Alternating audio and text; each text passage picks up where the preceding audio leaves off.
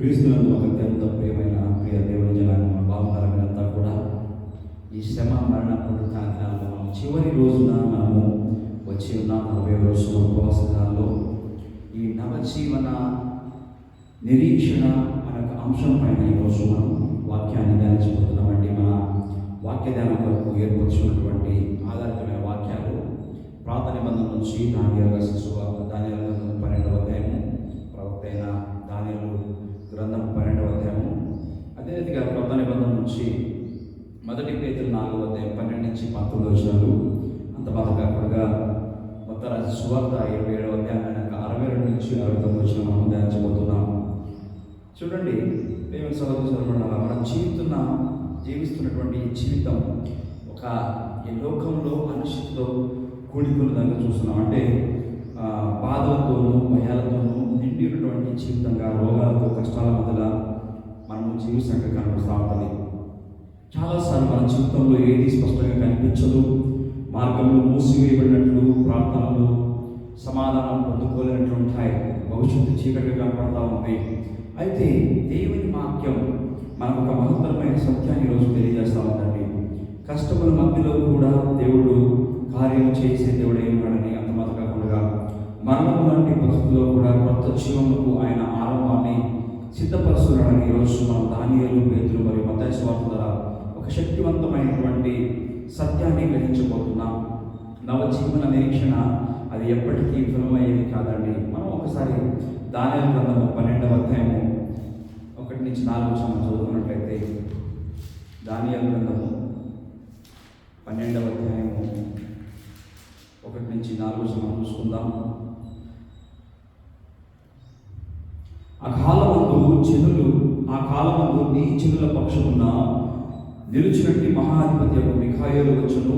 అప్పుడు నీ జనులు రాజ్యంగా కూడిన కాలం మొదలుకొని ఈ కాలం వరకు ఎదుటికి నీ కలిగినంత ఆపద కలుగును. అయితే నీ జనులలో గ్రంథమునందు దాఖలైన వారెవరో వారు తప్పించుకుందరు. మరియు సమాధులలో నిద్రించు అనేకులు మేల్కొందరు. కొందరు నిత్య జీవం అనుభవించుకును, కొందరు నిందల పాలబడుకును, నిత్యముగా హేయములకు మేలుకొందరు. బుద్ధిమంతులైతే ఆకాశమండలంలోని జ్యోతులను పోలిన వారే ప్రకాశించుదురు. నీతి మార్గం అనుసరించి నడుచుకున్నట్లు ఎవరు అనేకులు చెప్పుతారో వారు నక్షత్రము నిరంతరము ప్రకాశించుదురు. దానియేలు, నీ మాటలు మనవి చేసి అంత్యకాలం ఈ గ్రంథము ముద్రింపు. చాలామంది నలు దిశలో సంచరించినందున తెలివి అధికమగును అని నాతో మాట్లాడు గాబ్రియల్ అతను చెప్పాను. ఈ వాక్యం చూసుకున్నట్లయితే ప్రేమగా నేను లోతుగా వెళ్ళడానికి సమయం లేదు కనుక ఒక వివరణ నేను సంప్రదించాలని చెప్పడానికి ఇష్టపడుతున్నాను. చూడండి, ఈ దానియేలు గ్రంథం 1లో మనం 12వ అధ్యాయంలో చూస్తున్న మాట ప్రకారం సంకటములో లేకపోతే కష్టాలలో రక్షణ మరియు పునరుత్థాన నిరీక్షణ అనే విషయం మనకి స్పష్టంగా తెలియజేస్తూ ఉందండి. శ్రమల మధ్యలో, కష్టాల మధ్యలో ఏంటంటే రక్షణ మరియు పునరుత్థానం యొక్క నిరీక్షణ ఇక్కడ మనకి కనపడతా ఉందండి స్పష్టంగా. దానియేలు గ్రంథంలో మనం ఒక భయంకరమైన కష్టాల మధ్యలో అంటే శ్రమలను మనం చూస్తున్నాం. అట్టి కాలము అది వాక్యం తెలియజేస్తూ ఉంది. ఎప్పుడు కూడా లేదంటే ఎప్పుడు కూడా అంతమంది ఇప్పుడు కూడా లేనిదిగా కనపడతా ఉంది. అయితే ఆ భయానక పరిస్థితుల మధ్యలో కూడా అటువంటి ఇబ్బందికర లేకపోతే భయంకరమైన పరిస్థితుల మధ్యలో కూడా దేవుడు ఒక వాగ్దానాన్ని ఇస్తున్నాడు. ఏంటంటే ఈ ప్రజలు రక్షింపబడదు అనే మాట సెలవిస్తా ఉండండి. ఇది మనకు తెలియజేస్తుంది ఏంటంటే సంకటము లేకపోతే కష్టము లేకపోతే శ్రమ, బాధ అనేది అది అంత్యము కాదండి. గమనించినట్లయితే అది దేవుని చేతిలో ఉన్న ఒక దశ మాత్రమే, ఒక హంతము మాత్రమే అని చెప్పడానికి ఇష్టపడుతున్నా. ప్రేమికుల 2వ వచనం చూసినట్లయితే, ధూళిలో నిద్రించిన వారు అనేకులు లేచి నిలుచుదురు అని చెప్తా ఉంది అని చెప్పబడతా ఉంది. ఇది పునరుత్థానంకు ఆయన చెప్పాల్సిన 2వ వచనం చూసినట్టు ఒకసారి, మరియు సమాధులలో నిద్రించి అనేకులు మేల్కొందురు, నిత్య జీవనం అనుభవించగానే ఒక వాక్యం మనం చూస్తున్నాం. చూడండి, ఇక్కడ మనకి స్పష్టంగా తెలియజేసిన మాట ఏంటంటే, ఆ ప్రియమైన ఇది పునరుత్థానానికి ఏంటంటే ఒక స్పష్టమైన నిరీక్షణ ఇక్కడ మనకు కనబడతా ఉందండి. మరణము అది చివరి మాట కాదనే విషయాన్ని మళ్ళీ మనం గుర్తించాలండి. అది నిత్య జీవానికి ఒక మార్గంగా మాత్రమే ఉంది అనే సంగతిని మనం గ్రహించుకోవాలి. మనం గమనించినట్లయితే ప్రేమ ఈరోజు అనుభవించున్న కష్టాలు కావచ్చు, కన్నీళ్లు కావచ్చు, మన జీవితంలో ఉన్న బాధలు కావచ్చు, అన్నీ కూడా ఏమంటారు కదా రెండు శాశ్వతమైనవి కాదండి. అయితే దేవుడు ఇయ్యబోతే జీవితం ఏదైతే ఉందో అది నిత్య జీవం, అది శాశ్వతమైన జీవంగా ఉంటుంది, శాశ్వతంగా ఉందండి. అందువల్ల మనం పరిస్థితులను చూడక ఈ వాక్యం ద్వారా మనం తెలుసుకోవాల్సిన విషయాలు ఏంటంటే, దేవుని వాగ్దానము పట్టుకొని మనం జీవించేవారుగా, పట్టుకొని మనం ఇచ్చేవారుగా ఉండాలని ఇంకా కాంగ్రెస్ ద్వారా మనం తెలుసుకుంటున్నాం. రెండో విషయం చూసుకున్నట్లయితే మొదటి పేతురు పుస్తకం, మొదటి పేతురు 4వ అధ్యాయము 12 నుంచి 19 చూసినట్లయితే, ప్రియులారా, మిమ్మల్ని శోధించుటకు మీకు కలుగుచున్న అగ్ని వంటి మహాశ్రమల గురించి మీకేదో ఒక వింత సంభవించినట్లు ఆశ్చర్యపడుకుడి. క్రీస్తు మహిమ బయలుపరచబడినప్పుడు మీరు మహానందంతో సంతోషించు నిమిత్తము క్రీస్తు శ్రమలో మీరు పాలివారినంతగా సంతోషించుడి. క్రీస్తు నామము నిమిత్తము మీరు నిందల పాలన మహామహిమ స్వరూపమైన ఆత్మ అనగా దేవుని ఆత్మ మీ మీద నిలుచున్నాడు కనుక మీరు ధన్యులు. మీరు ఎవడు లాంతకుడు కానీ, దొంగ కానీ, దుర్గముడు కానీ, పరుల చొరికి పోవాడుగా కానీ బాధ అనుభవింపదు. ఎవడైనాను క్రైస్తవులందరూ బాధ అనుభవించడం అతను సిగ్గుపడక ఆ పేరును బట్టి దేవుని మహిమపరచవలను.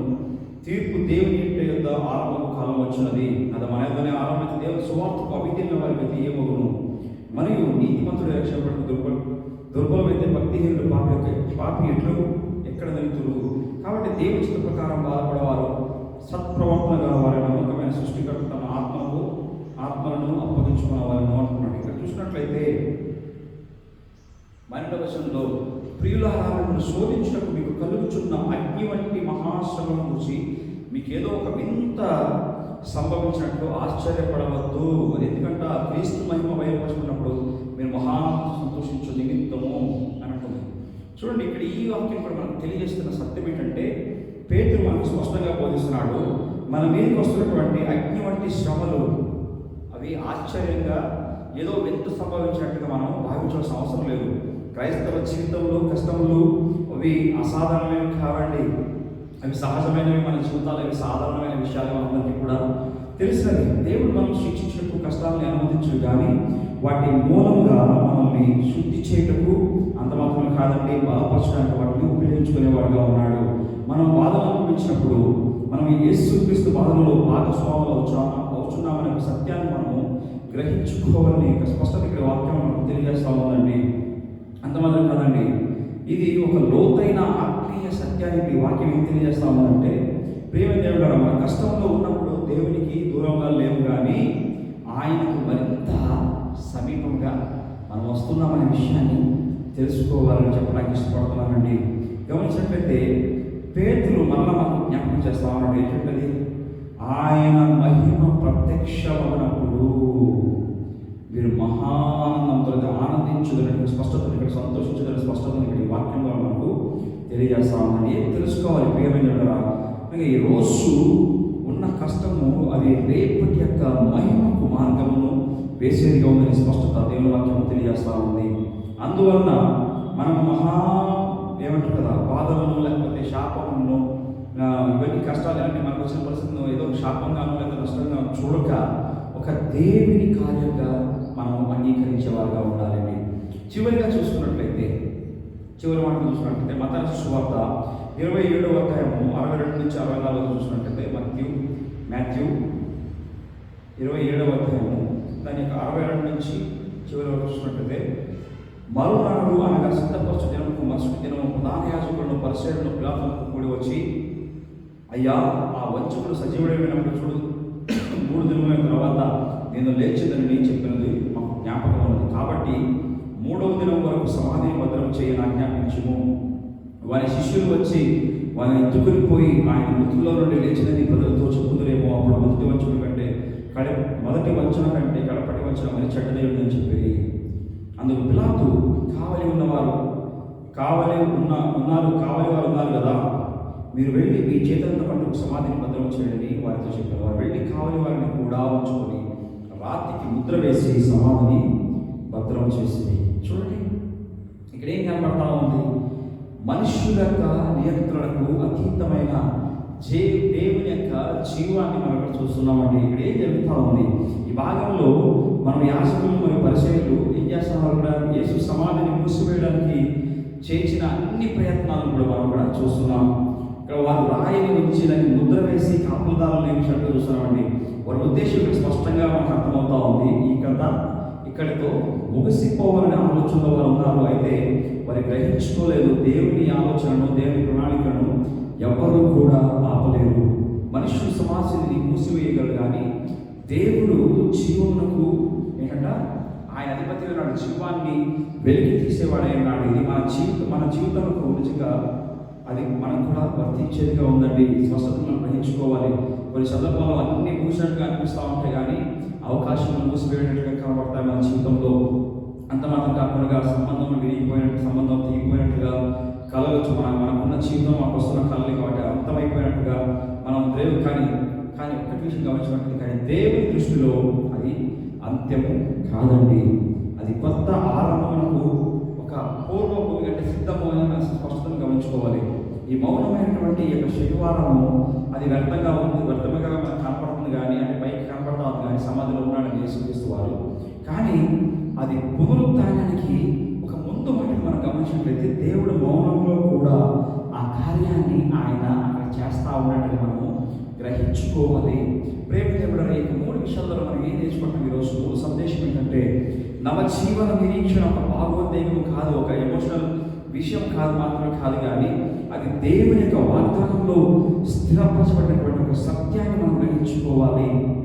దానియేలు మనకు సంకటంలో కూడా, మనకు శ్రమలో కూడా రక్షణ ఉందని తెలియజేస్తా ఉన్నాడు. పేతురు మనకి బాధలో మహిమ ఉందని తెలియజేస్తా ఉన్నాడు.